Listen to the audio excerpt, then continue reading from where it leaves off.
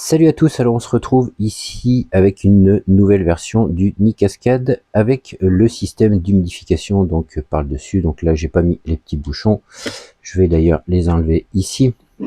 Donc juste pour rappel, la V1, donc tu vois ici il y a des grilles sur les côtés et jusqu'en dessous on peut humidifier par le dessus. Mais quand la mousse est saturée, et bien ce qui se passe c'est que ça vient goûter ici.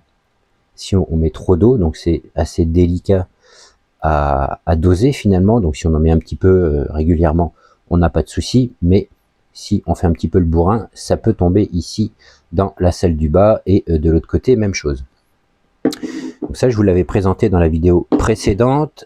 Cette nouvelle version ici, tu vois, j'ai bouché la partie, alors je sais pas, voilà, tu vois, la petite partie grillagée qui est dessous. J'ai fini par la fermer. Ce que j'ai fait, c'est que j'ai fait, alors ça va peut-être pas être simple à voir, je vais essayer de te faire une mise au point.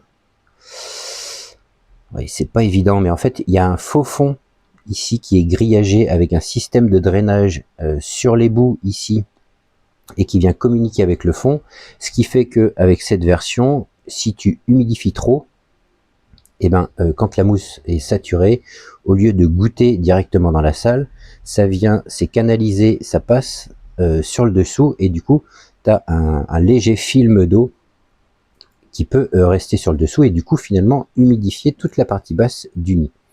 Donc, je trouvais l'idée pas mal. Le seul problème, c'est que c'est pareil. Si tu commences à faire le bourrin, eh bien, il y a un moment donné où ça va potentiellement inonder ici.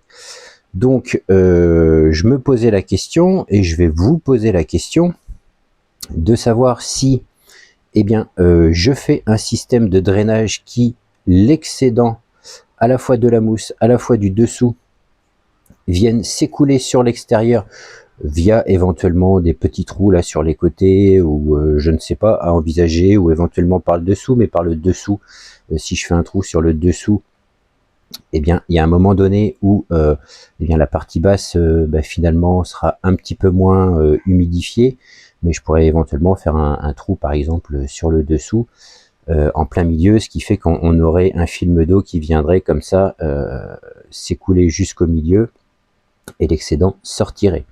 C'est une éventualité. Si vous avez d'autres idées éventuellement, moi je vais réfléchir encore bien sûr de mon côté, voir si je laisse ce modèle comme ça. Alors c'est très fonctionnel, hein. De mémoire, je crois que si tu mets 8 ml d'eau de chaque côté, il n'y a pas de souci. Si tu montes à 10 ml, eh bien avec 10 ml, tu viens humidifier complètement et saturer les mousses et humidifier tout le dessous. Donc si tu mets 10 ml de chaque côté. Autre chose aussi, c'est que quand le nid est entre guillemets neuf et n'a jamais été humidifié, il faut un certain temps pour que le drainage se fasse. Une fois que ça a été humidifié, après l'eau circule sans trop de problèmes.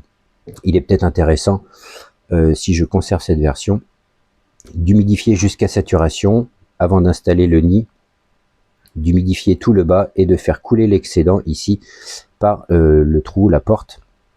On vient faire couler l'excédent et on repose le nid et il n'y a plus du tout d'eau en surface. Voilà, donc dites-moi ce que vous en pensez. Je suis encore à l'état de réflexion. Alors ça, ces deux modèles vont très certainement être connectés après la diapose de certaines espèces sur nos colonies. Je vais voir un peu comment ça se comporte, mais si vous avez des idées, n'hésitez pas à me les partager pour améliorer ce nid. Si j'ai moi de mon côté d'autres idées, je vais les mettre en place et puis je vous les présenterai. Alors j'ai essayé aussi, donc tu vois, moi j'utilise historiquement une mousse comme ça qui est blanche, donc là elle est un peu grise parce qu'elle est pleine d'eau, hein, j'ai fait des essais. J'ai essayé avec la mousse bleue qui est un peu plus dense que la mousse que j'utilise. Alors on peut mettre un petit peu plus d'eau, mais on a toujours le même problème avec la mousse bleue également, c'est que arrivé à saturation à un moment donné, ça s'écoule. Il faut que ça s'écoule quelque part, donc ça finira soit sur le dessous, soit sur l'extérieur au choix, mais dans tous les cas, quelle que soit la mousse utilisée, il y a un moment donné, arrivé à saturation, ça déborde. Voilà, donc c'est la nouvelle version, on va dire encore en version probablement bêta, peut-être que je ferai des modifications en fonction de vos retours en commentaire. Donc n'hésitez pas à partager vos idées, et moi je continue aussi à bosser dessus de mon côté. Allez, je vous dis à la prochaine, salut!